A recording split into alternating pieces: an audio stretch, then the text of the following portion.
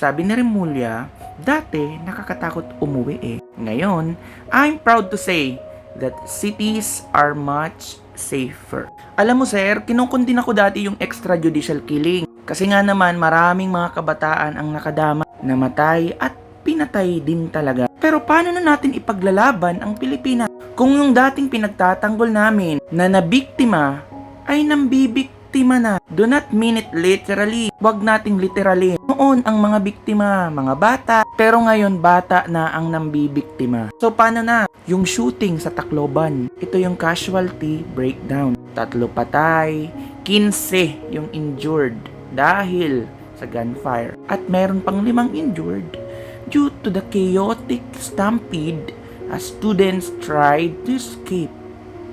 Very isolated. Bakit kaya nangyayari yan dito? Bakit kaya ngayon ito nangyayari? Kasabi ng iba, dahil kasi sa EJK, ang mga nabiktima or ang mga biniktima ay mga bata pa. So ngayon, para makabawi naman, yung bata pa ang mambibiktima. Ang tanong, tama ba? Kaya pa ba? May kaligtasan pa ba dito sa Pilipinas na natitira? Eto pa mga kabataan, sinaksak ng kapwa estudyante. Grade 9 student, sinaksak ng kapwa estudyante sa Negros Occidental. O paano na to? 7 estudyante sinaksak ng isang estudyante din. At sila yung mga students sa elementary. Ang bata-bata ng nambibiktima. Kaya pa ba? Sobrang napaka-alarming na grade 10 student. Diba? Sa pananaksak ng kapwa estudyante. Ito yung batang babae, halos ubusin niya yung mga tao sa isang klase. So paano hindi kami matatakot? Mahirap nang tingnan ang mga bata ngayon. Baka minsan makatingin ka lang ng medyo alanganin, saksakin ka na. Paano na? Ito, grade 8 students, sinaksak ng... Marami pa po ito, hindi lang po mga pananaksak, kundi mga grapes.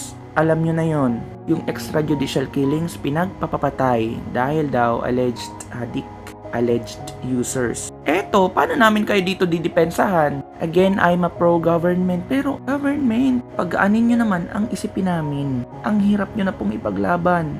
Promise lang.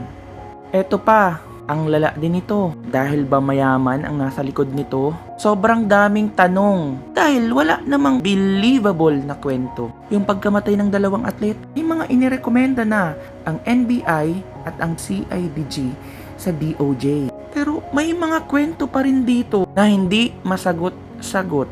May mga pasang hindi maipaliwanag. Yung believable na paliwanag syempre ang aim nyo wag kayong makondinay. So dapat meron kayong believable na istorya. Okay, it's unfair to say believable na istorya. O the actual facts, asa na? Yung nakikita ng tao doon sa mga players, parang iba naman sa mga sinasabi nila na sobrang apektado sila. At sa lahat ng nasa trahedya, bakit parang iba naman yung galawan nila? 'Di ba? Sobrang nakakaalarma kasi baka may mas totoo pa sa sinasabi niyong kwento nila na hindi po maisa sa publiko. Dahil unang-una, yung inaasahang ebidensya, yung drone footage, wala daw metadata. So wala na. Ano pa bang aasahan ng tao? Nga. Ang point ko lang po dito, sana lahat patas. Sana kapag sinabi ng gobyerno na gagawin namin ang lahat, kahit maliliit na mga bagay na pwedeng makatulong ay sana magawa talaga. Kahit mapamayaman pa yung nasa likod ng ganitong kaso, sana ang mag-iimbestiga, dedikado.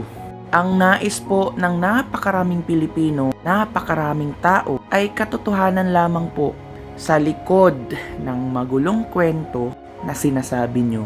Ulitin ko po, ang kaso po ng pagkalunod dito sa 2 atleta ay iba kumpara doon sa mga kabataan na nambibiktima. Kasi meron tayong prime suspect Alam natin yung kwento at nakikita ng maraming Pilipino. Mas mabilis maunawaan. Pero sa kwento nitong dalawa, hindi po agad mauunawaan. Hindi po agad maiintindihan. Dahil lahat naman ng sinasabi nyo, wala pa pong kalinawan. Ngayon, kung meron na po silang naibigay na testimonya, sana naman masabi na, ilantad na sa publiko, dahil pala nagpo-finalize na ng kaso from DOJ. So dapat ang mga Pilipino umaasa sa katotohanan ay willing to wait for those documents to be published publicly. Kasi sobrang excited ko na maisabi sa mundo na wala silang kasalanan, biktima rin pala sila. Waiting na lang po ako sa kanilang kwento at kung ano po ang nangyari talaga.